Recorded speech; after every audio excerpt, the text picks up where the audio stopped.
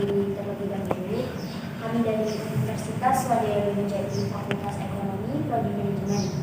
Sebelum itu, perkenalkan saya Nina Lutfi dan di sebelah saya Evide Ayu. Sebelahnya Bapak Dini Ayu Radijah.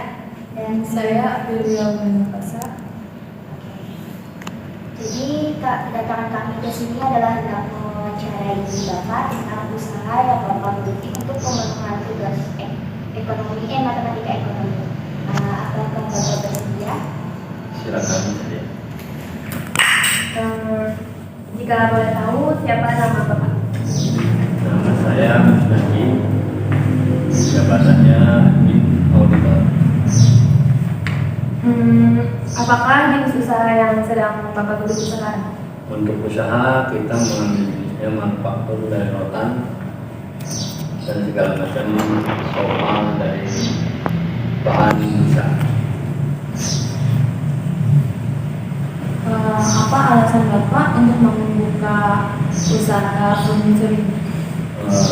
Intinya sih sebenarnya kalau untuk usaha kita berjalan lebih lama posisinya karena ini kan industri namanya industri kerajinan, otomatis segala produk di masyarakat seperti ini otomatis larinya ke kerajinan rotan dari ujung barat sampai ujung timur daerah gunung pasti adanya ujung kerajinan rotan tersebut dari anyaman kubu, dari anyaman rotan maupun dari anyaman besi.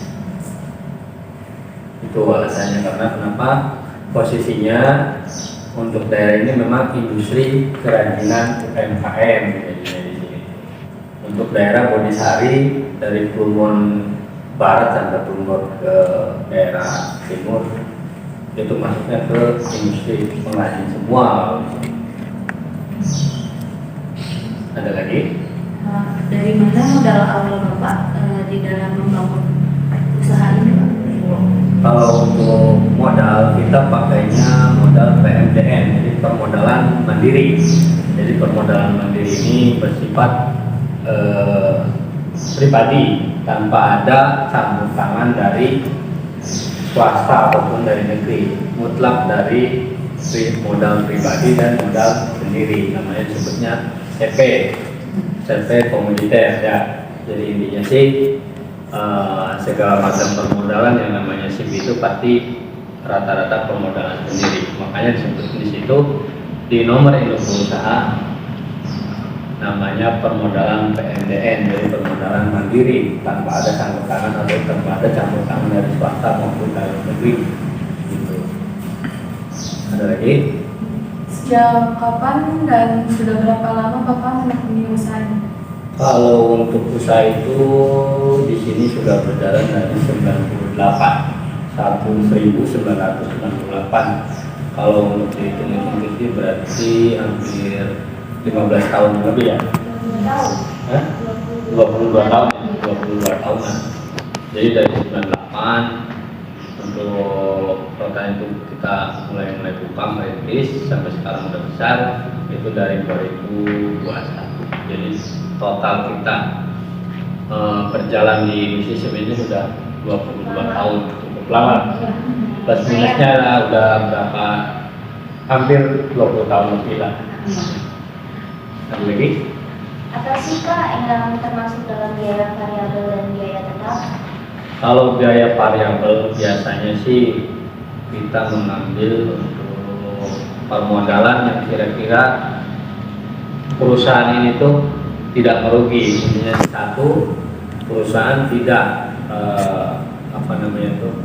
tidak mengambil atau meminjam modal dari yang lain, seolah jadi permodalan di sini tuh tidak ada yang dirugikan maupun tidak ada yang diuntungkan. Otomatis kita ngambil, makanya PMDN ini sistemnya sistem bagi hasil gitu. Kalau variabel tadi ada lagi satu, biaya tetap. Iya, biaya. Kalau biaya tetap biasanya itu biaya yang dikeluarkan setelah biaya variabel itu udah berjalan, seperti produksi apa semua. Jadi segala macam manajemen yang bersentuh pautnya di situ. Kalau biaya tetap biasanya biaya tetap untuk ke produksi. Contoh kalau biaya produksi tetapnya kita 450 juta, makanya modal itulah yang kita pakai. Kalau memang ada pengembangan, otomatis harus ada penambahan lagi. Itu yang namanya biaya tetap. Biaya tetap kan sama aja modal tetap kan ya. Jadi teman bahasanya yang diganti, biaya tetap itu diambil dari modal pertama kita mendirikan sampai perkembangan. Kecuali ada pemilik perusahaannya mengambil inisiatif untuk pengembangan suatu usaha, otomatis modal tetap itu pasti berubah. Setiap tahun ataupun setiap bulannya, kalau memang ada pengembangan usaha pasti berubah. Tidak ada hanya sama cuma 60 juta semua enggak. Kalau memang setiap bulannya ada pengembangan bisa 70, 80 ataupun bisa kita mau ada penurunan, berarti otomatis modal tetapnya berubah lagi. Yang dari 70 bisa jadi 50 gitu. Biasanya jumlah selama 1 bulan biaya variabel sama biaya tetap berapa? Total kalau biaya variabel sama biaya tetap itu plus minusnya itu 450 juta. Itu tuh udah mencakup semuanya dari satu variabel sama biaya. Belum. Kalau itu modal tetap, biaya tetap. Kalau untuk variabelnya itu di luar, untuk yang kayak macam upah karyawan, biaya produksi itu di luar. Secara garis besar totalnya sih hampir 650 juta.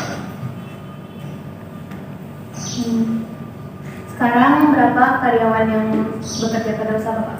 Kalau karyawan kita adanya sistem untuk pihak kedua dan pihak pertama ya.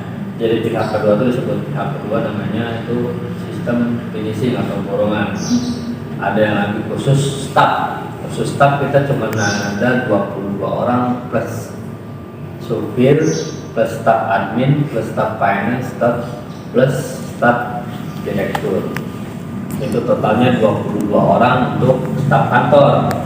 Untuk pihak kedua kita ada hampir 60 orang, termasuk kepala finishing ya. Jadi karyawan ini kita dibagi dua. Kalau untuk yang finishing itu tangan kedua, atau namanya kita tuh ada subkontrak sama kantor, atau setiap Jumat atau per hari Jumat kita ada namanya pembayaran untuk pihak kedua. Totalnya segitu. Untuk staf 22, untuk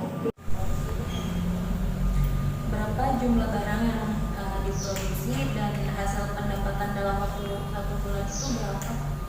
untuk produksi kita sebulan hampir 3.000 pieces. Biaya ekspor itu mencukupi. Kalau untuk profit itu ada profit kan ya. Kalau untuk profit biasanya sih itu tergantung untuk pemberangkatan kontainer. Kalau kontainer kita cepat berangkat, berarti kan profit itu kita cepat untuk membelinya. Sekitaran 3.000 pieces kita produksi setiap bulan. Berarti pendapatan dari 3.000 pieces biasanya berapa?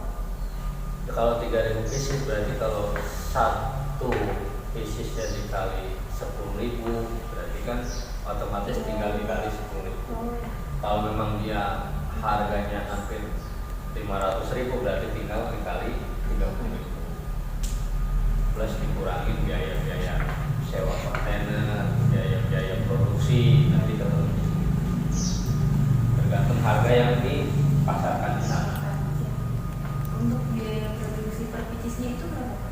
Kalau biaya per pieces itu kalau kita ngambil mentah sekitaran 1.500.000 per pieces pastinya. Kalau penjualannya kan beda lagi. Kalau penjualannya itu tinggal dikali aja. Kalau memang penjualannya dari 1.500.000 kita bisa buang 2 juta atau sampai 5 juta, otomatis kan disitulah harganya katanya. Tinggal dikali produksi dalam 1 bulan 3.000 atau 5.000, itulah nilai yang dapat. Tinggal dikurangin penyusutannya ya, dan biaya produksi, biaya finishing, biaya karyawan, gaji karyawan, itu nanti namanya masuk ke penghasilan bersih. Ada lagi? Apakah Bapak memiliki tips and trik di dalam pemasaran produk? Ya, kalau untuk trik dan tip semua perusahaan itu pasti punya. Namanya trik model begini, otomatis kita kan namanya sistem pemasaran. Baik buruknya yang penting kita ada pendekatan. Satu, ada pendekatan dengan buyer. Kedua, kita cara ngomong untuk pemasarannya. Terus yang ketiga, ada yang namanya apa sih namanya, menjual mutu. Itu menjual mutu. Kalau memang kita mutunya bagus, insya Allah buyer juga nggak bakalan lari kemana-mana. Pasti kalau memang udah beli, oh ini bagus, pasti balik lagi ke sini. Itu namanya trik pemasaran, ataupun via online ataupun via apapun.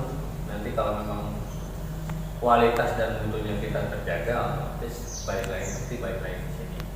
Sama persis kayak orang beli es, kalau gulanya palsu otomatis nggak bakal beli lagi karena pengaruh batuk. Kalau dia gulanya benar, oh iya di sini enak, ya pasti balik lagi. Tuh posisinya begitu. Baik Bapak, sementara cukup sekian dulu wawancaranya. Kami ucapkan banyak terima kasih atas waktu yang Bapak sudah berikan. Semoga saja usaha Bapak yang sekarang ini dikembangkan dan sukses. Amin. Saya dan teman-teman mohon izin pamit. Selamat siang ya Pak. Ya. Terima kasih Pak. Terima kasih.